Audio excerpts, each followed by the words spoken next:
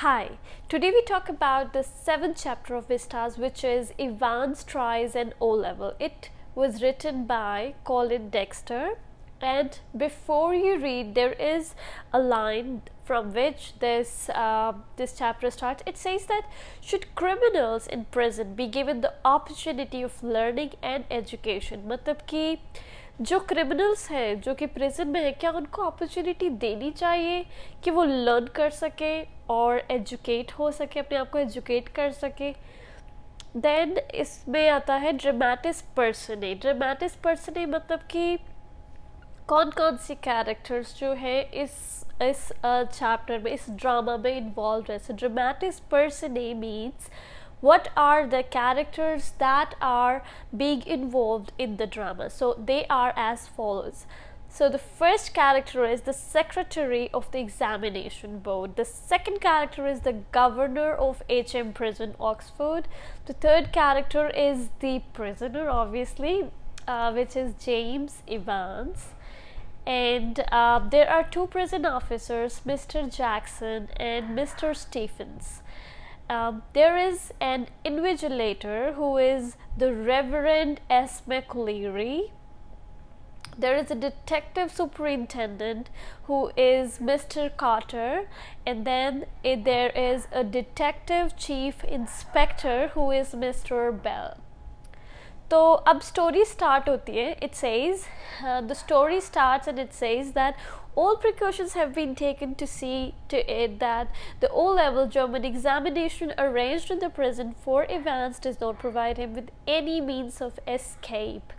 So वो कहते हैं कि जो O level जर्मन का एग्जामिनेशन जो है, जो अरेंज कराया गया है इवांस के लिए. इवांस कौन है? प्रिजनर. जेल में अरेंज कराया है जो एग्जामिनेशन, उसके लिए वो ये देखना चाह रहे हैं कि वो कहीं किसी तरीके से इवांस को कोई अपॉर्चुनिटी ना दे दे कि वो इस प्रिजन से एस्केप कर सके. ओके, तो इनसाइड में when the chapter starts, in the side it says that read and find out what kind of a person was Evans. कि Evans किस तरह का person था. What were the precautions taken for the smooth conduct of the examinations. क्या precautions लिए गए कि examination जो है smoothly conduct करवाया जा सके. Okay? अब स्टोरी कुछ ऐसे शुरू होती है. वो कहते हैं it was in early March when the secretary of the examinations board received the call from Oxford prison.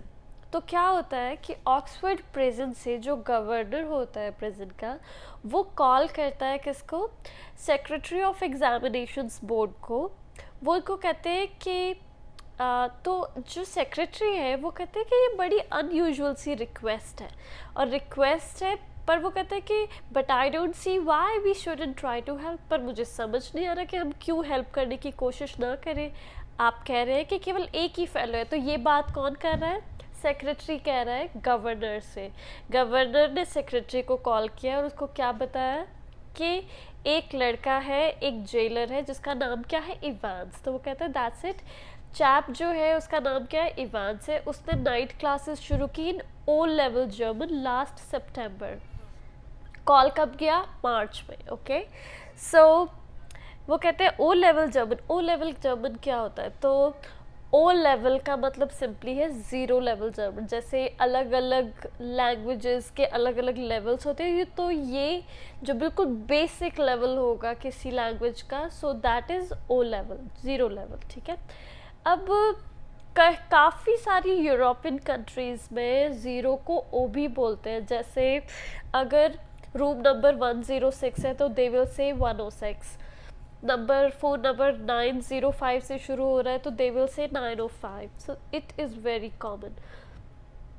तो वो कहते हैं कि जो चैप है इवांस नाम का, उसने नाइट क्लासेस शुरू की ओ लेवल जर्मन में. कब से? लास्ट सितंबर से. कहते हैं कि वो बहुत ही ज़्यादा ही is dead keen to get some sort of academic qualification. इसका मतलब हुआ कि वो बहुत ही ज़्यादा एक्साइटेड है टू गेट कि किसी तरह की एकेडमिक क्वालिफिकेशन उसे मिल जाए. तो सेक्रेटरी उसको पूछता है इज़ ही एनी गुड, कि वो क्या थोड़ा बहुत अच्छा है इसमें. तो फिर गवर्नर कहता है कि कि वो ही इकलौता था क्लास में, he was the only one in the class. तो आप समझ सकते हैं कि उसको पूरे टाइम क्या मिला, इंडिविजुअल ट्यूशन मिला। और फिर वो बोलते हैं would have cost him a packet if he had been outside. Cost him a packet मतलब कि काफ़ी सारे उसके पैसे लग जाते हैं अगर उसने बाहर इंडिविजुअल ट्यूशन लिया होता, पर जेल है तो उसका जो एक्सपेंसेस है वो किसने उठाए होंगे, ऑब्वियसली प्रिजन ने उठाए होंगे। तो सेक्रेटरी कहता है well let's give him a chance shall we, कि चलो फिर हम उसको एक मौका दे देते हैं, है ना। तो फिर गवर्नर कहता है that's jolly kind of you. इसका मतलब होता है that's very kind of you. What exactly is the procedure now. वो कहते हैं कि अब आजकल क्या प्रोसीजर है। तो सेक्रेटरी कहता है कि oh don't worry about that, कि I will be sending you all the forms and stuff, कि मैं तुमको सारे फॉर्म्स एंड स्टफ मिल दूँगा। और फिर वो दोबारा पूछता है क्या नाम था आपने बताया, इवांस। तो फिर वो उसका पूरा नाम बताता है, जेम्स रॉड्रिक इवांस। रॉड्रिक की स्पेलिंग है RODERICK, in case you would like to know. So it sounded rather grand. तो जब उसने उसका नाम इस तरीके से लिया तो ऐसा लग रहा था जैसे किसी बहुत ग्रैंड इंसान का नाम लिया जा रहा है। जस्ट वन थिंग गवर्नर, उसने जो सेक्रेटरी है वो गवर्नर से कहता है कि just one thing governor, he is not a violent sort of fellow is he, कि I don't want to know his criminal record और एनीथिंग लाइक दैट, बट तो मतलब वो ये कहता है कि बस मैं ये जानना चाहता हूँ वो कोई वायलेंट सॉर्ट ऑफ गाय तो नहीं है, ऐसा तो नहीं कि इन्विजिलेटर जो आएगा वो उसी को मार के निकल जाए, राइट। तो वो फिर पूछता है उससे क्या वो ऐसा है कि मुझे क्रिमिनल रैकेट नहीं जानना उसका, but still I would like to know कि इस तरह का कुछ तो नहीं है। तो फिर गवर्नर कहता है no, there is no racket of violence, कि मतलब वायलेंस का कोई रैकेट नहीं है उसके केस में। Quite a pleasant sort of chap, के मतलब बहुत ही, चैप का मतलब होता है हम कहते हैं ना अरे ये बड़ा अच्छा लड़का है, लड़का, तो चैप हो गया लड़का। Quite a pleasant sort of chap मतलब बड़ा ही प्लेजेंट है ना, बड़ा ही प्लीजिंग लड़का है। दे टेल मी, कहता है कि ऐसा वो मुझे बताते हैं। Bit of a card, bit of a card really, इसका मतलब होता है कि ऑड है बट अम्यूजिंग है, okay. One of the stars at the Christmas concert, के जो क्रिसमस कॉन्सर्ट होते हैं उसमें वन ऑफ द, उनका एक स्टार था। अच्छा, ये जो यूज है जैसे वन ऑफ द स्टार्स, इस तरह का यूजेज मैंने कई बार आपकी राइटिंग में भी देखा है, जैसे लिखेंगे एवरीवन, ये काफ़ी कॉमन यूज़ है, हम काफ़ी लोगों को कहते हुए सुनते हैं one of the things I like most. So लोग भूल जाते कि वन ऑफ दी, जब भी whenever you say one of the, उसके बाद जो भी वर्ड आएगा it has to be plural, क्योंकि आप ज़्यादा में से ही, प्लूरल का मतलब कोई चीज़ ज़्यादा है, ज़्यादा क्वांटिटी में से ही तो एक निकाले जा सकते हैं ना। सो जैसे one of the best memories, one of the best teachers, तो यहाँ पे क्या है, one of the stars at the Christmas concert, मतलब क्रिसमस कॉन्सर्ट के जो बहुत सारे स्टार्स हैं उसमें से he was one of the stars. Imitations मतलब नकल उतारना, you know that sort of thing, कि उस तरह की चीज़ें, माइक यारवर्ड स्टफ। अब वो कहता है no he is just a congenital kleptomaniac. तो कॉन्जेनाइटल का मतलब होता है कि कोई पर्सन किसी पर्टिकुलर इलनेस के साथ बॉर्न हुआ हो, मतलब कि कोई चीज़ बाय बर्थ है, किसी तरह की इलनेस। कॉन्जेनाइटल का मतलब ये हो गया। क्लेप्टोमेनियक, क्लेप्टोमेनियक आई डोंट नो, कुछ मूवीज़ में भी पोर्ट्रे किया गया। क्लेप्टोमेनियक ऐसे पर्सन होते हैं जो, जिसके अंदर बहुत ही स्ट्रॉन्ग डिज़ायर है टू स्टील थिंग्स, मतलब कि वो, मतलब ऐसा नहीं है कि वो ऑन पर्पस चोरी करें, दे आर, मतलब अंदर से उनको ऐसा लगता है कि जैसे कुछ लोग वॉलेट्स लोगों के इकट्ठे करते हैं, not out of necessity, they just keep collecting it. ऐसा भी नहीं है कि उसमें से कुछ पैसे चुराने हैं, कुछ नहीं, बस एक डिज़ायर है जिसको रोक नहीं पा रहे कि नहीं चोरी करनी है, ठीक है। That is called kleptomaniac, that's all. तो गवर्नर जो है पहले गवर्नर को लगा कि अब कुछ और भी बताता हूँ डिटेल, फिर उसने सोचा कि नहीं, रहने देते हैं, इतनी डिटेल उसको बताने की क्या ज़रूरत है। वो कहता है कि बाकी सारी चीज़ें वो खुद ही हैंडल कर लेगा, गवर्नर सोचता है, राइट। तो प्रिज्यूमेबली, राइट, प्रिज्यूमेबली का मतलब होता है कि जो आप बोल रहे हो वो सही है। तो सेक्रेटरी कहता है presumably you can arrange a room where, कि मतलब आप वो रूम भी अरेंज कर सकते हैं जहाँ। तो फिर गवर्नर इतने में ही बोल देता no problem, he is in a cell on his own, कि मतलब वो खुद अकेला ही अपनी सेल में होगा। सेल जो होते हैं मोस्टली हम डंजन्स में मतलब या फिर जेल्स में सेल्स की बात करते हैं। क्यों? क्योंकि वो एक छोटा सा रूम होता है जो आपको अलॉट कर दिया जाता है, एक छोटा सा 4 दीवारी होती है जो आपको अलॉट कर दी जाती है, उसको सेल कहते हैं। Why? Because it is smaller in size. और ओके, तो कहते हैं वो अपनी सेल में ही होगा। If you have no objections he can sit the exam in there, कि अगर आपको कोई ऑब्जेक्शन नहीं है तो वो वहीं पे बैठ के अपना एग्ज़ाम दे देगा। तो सेक्रेटरी कहता है कि दैट्स फाइन, और फिर सेक्रेटरी उसको कहता है कि और हम and we could easily get one of the parsons from the Saint Mary Mags to invigilate if that's.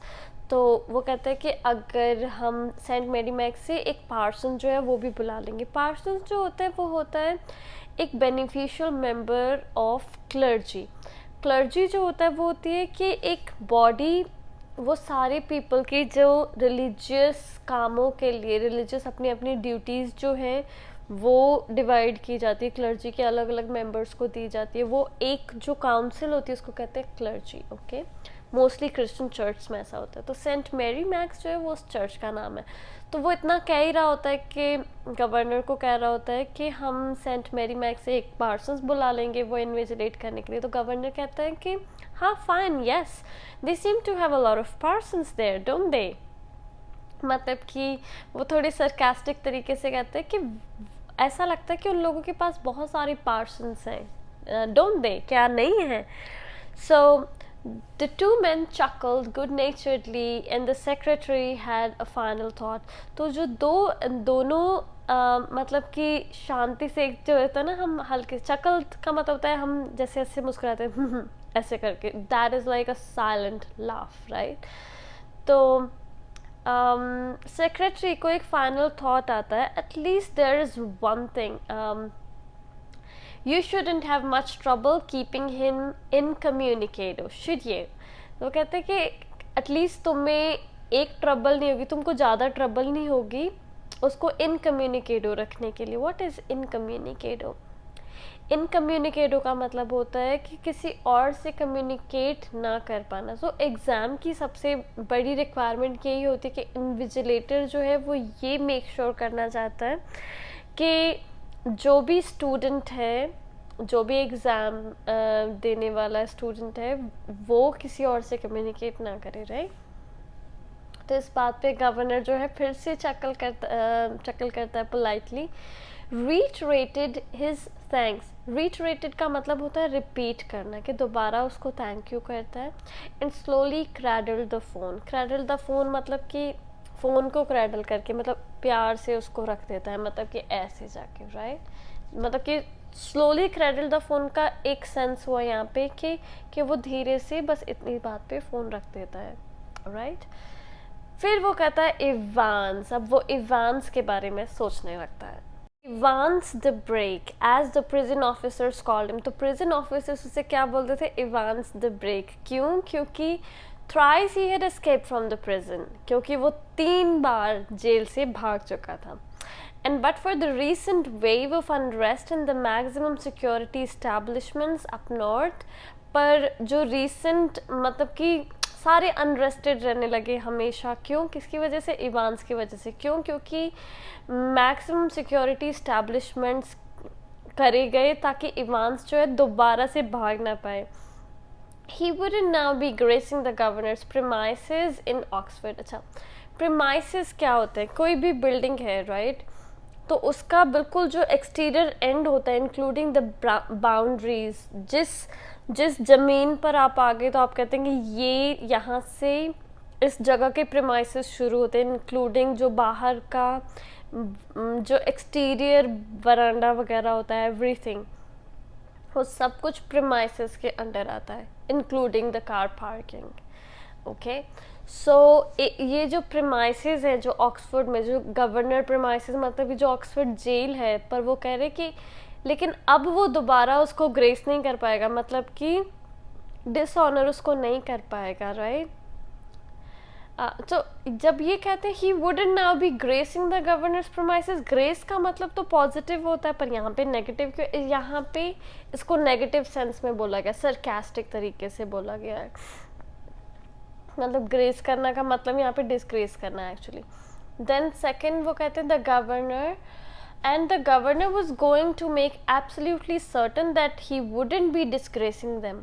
और अब ये बिल्कुल स्ट्रेट कहा गया है कि गवर्नर जो है उसने बिल्कुल सर्टन कर लिया कि वो दोबारा से भागने की कोशिश नहीं, क्योंकि अगर वो भागेगा तो मतलब कि इसमें उन सब की नाकामयाबी शो होगी कि वो एक प्रिजनर को संभाल नहीं सकते।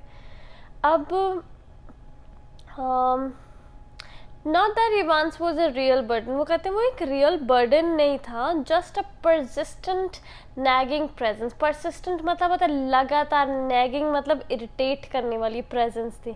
ही would be all right in Oxford though governor would see to that, would see to it personally. वो कहते हैं लेकिन यहाँ पे ऑक्सफोर्ड में लेकिन वो ठीक रहेगा, कहता है क्योंकि गवर्नर उसका खास तौर पे ध्यान रखेगा, उसको दूसरी प्रिजन में क्योंकि इसीलिए शिफ्ट किया गया था, राइट।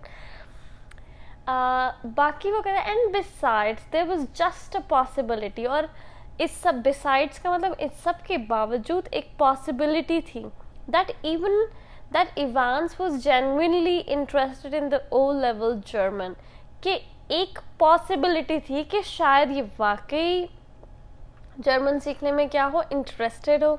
फिर वो आगे लिखता है जस्ट अ स्लाइट पॉसिबिलिटी, मतलब वो खुद ही बता रहा है यहाँ पे वो क्या कर रहा है, आपके अंदर वो मतलब आपको इंसाइट कर रहा है कि एक उत्सुकता जगा रहा है कि बहुत कम, बिल्कुल जो पॉसिबिलिटी है उसके जर्मन लाइक करने की बहुत थिन है, just a very slight possibility। Then it says at 8:30 PM, अब मंडे को 7 जून, ओके, मार्च में उन्होंने बात की थी, जून में क्या हो रहा है, एग्ज़ाम की तैयारी हो रही है।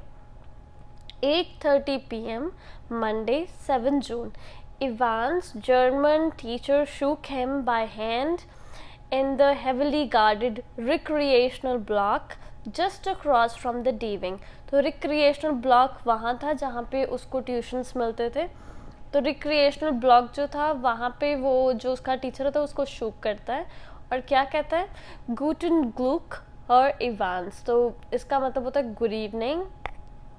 तो इवांस कहता है पार्डन, तो फिर वो कहता है I said good luck for, I am sorry, गूटन ग्लूक is I'm not sure if I'm pronouncing it correctly, I'm just trying to read it in the English way, it could be pronounced in a different way in German, right।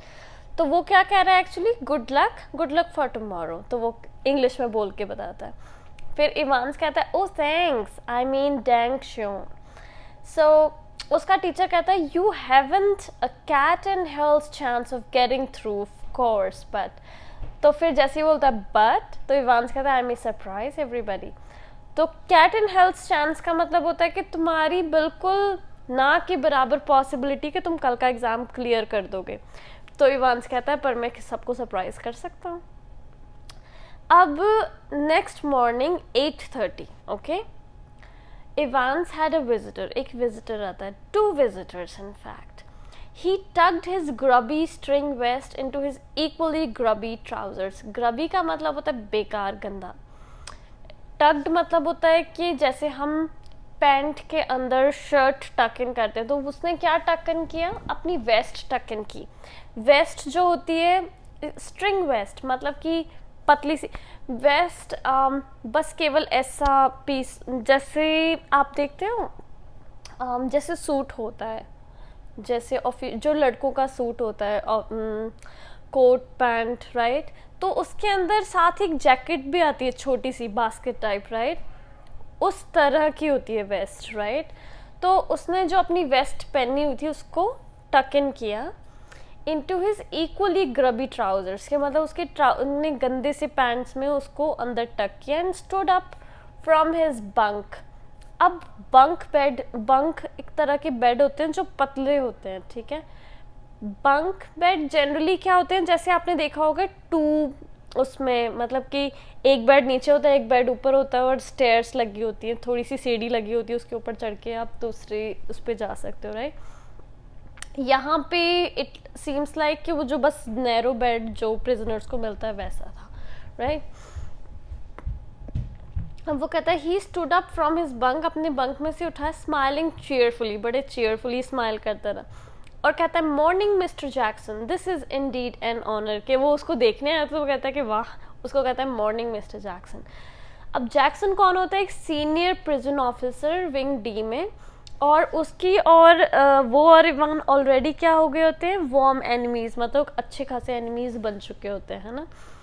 Eight Jackson side stood officer Stephens, अब Jackson की side में एक और officer खड़ा होता है, उसका नाम होता है स्टीफन्स। तो हमने देखा था ना दो प्रिजन ऑफिसर, एक जैक्सन कौन है, सीनियर प्रिजन ऑफिसर, और स्टीफन्स जो है a burly surly looking man only recently recruited to the profession, उसको अभी न्यूली रिक्रूट किया गया स्टीफन्स को। और burly surly looking man, burly surly का मतलब होता है हट्टा कट्टा। जैक्सन nodded curtly, अब जैक्सन कर्टली का मतलब होता है कि मतलब कि sarcastically है ना, उसने नॉड किया और कहता है and how is our little Einstein this morning then, कि हमारा लिटिल आइंस्टाइन कैसा है इस मॉर्निंग। तो फिर इवांस कहता है wasn't he a mathematician mister Jackson, वो तो मैथमेटिशियन था, right.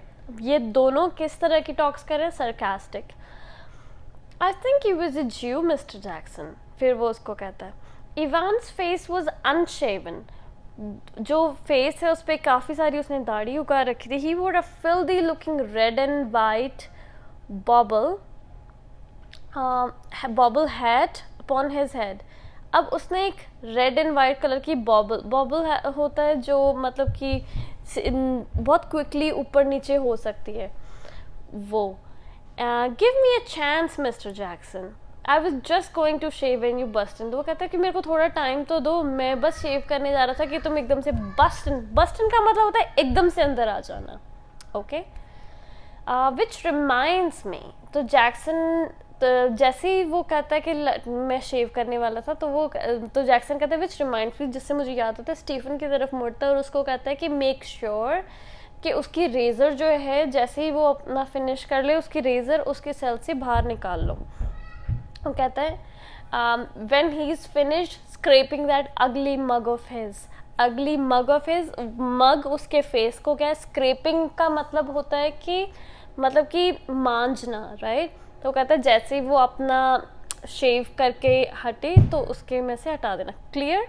One of these days he will do us all a favour and cut his bloody throat, और वो कहता है कि किसी दिन ना ये हम लोगों पे फेवर करे और अपना उसी ब्लेड से अपना थ्रोट भी काट ले, है ना, तो टेंशन खत्म होगी, right. For a few seconds Evans look thoughtfully at the man standing ramrod straight in front of him, वो कहता है थोड़ी देर के लिए तो इवान ने ऐसे गुस्से से ऑलमोस्ट उसको देखा थॉटफुली।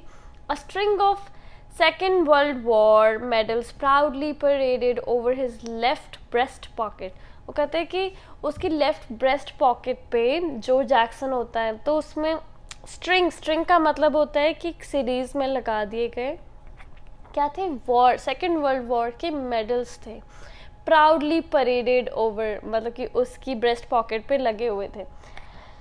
हाँ, फिर वो कहता है Mister Jackson was it you who took my nail scissors away, कि क्या तुमने मेरी नेल सीजर्स दूर मतलब कि हाँ, हटा दिए थे यहाँ से। तो इवांस हमेशा अपने हाथों को लेकर बहुत वरीड रहता है, राइट। और फिर वो कहता है, जैक्सन कहता है, मतलब नॉड करता है और कहता है and your nail file too, मतलब नेल सीजर्स नहीं, नेल फाइलर भी हटा दिया था। अब इवांस को गुस्सा आ जाता है, वो कहता है लुक, पहले तो उसकी तरफ देखता है एंड देन पर जैक्सन जो है उसके लिए रेडी होता है, तो फिर वो उसको कहता है orders from the governor Evans, governor ने ऑर्डर किया था, राइट। तो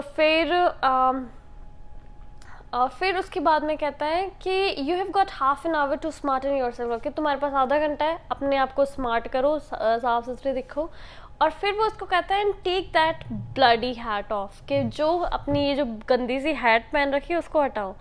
तो वो कहता है मी हैट। इवांस कहता है कि अपना राइट हैंड जो है अपनी वो गंदी सी हैट पे लगाता है, वुलन हैट होती है। उसको कहता है do you know mister Jackson, it's the only thing that is ever brought me any sort of luck in life, कि ये मेरे लिए एक लकी चार्म की तरह है, तो मैं हटाना नहीं चाहता।